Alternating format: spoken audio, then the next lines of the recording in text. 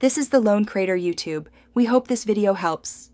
You begin by opening PowerPoint for the web and saving the file to OneDrive or SharePoint so others can access it.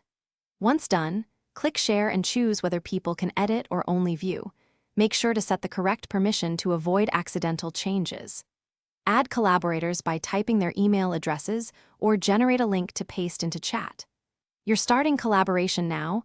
This grants concurrent editing and keeps version history intact for later recovery.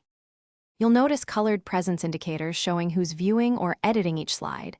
That visual cue prevents conflicting edits. While you work, make deliberate edits on separate objects or slide sections to reduce overlaps, and use the comments pane with it mentions to assign tasks or ask questions. Once someone else edits, their changes sync automatically. Make sure to let autosave finish before closing. If you need to present, use slideshow and tell collaborators you're going live to avoid mid-presentation edits.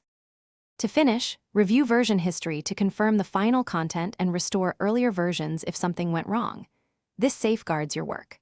Once done, change sharing to view only or download the file as a PPTX or PDF for distribution, and notify collaborators that the draft is final. If you encounter sync failures or conflict markers, refresh the browser, clear cache, or ask collaborators to save and close. Communication solves most conflicts quickly. Keep one person as owner to enforce final edits. Thanks for watching.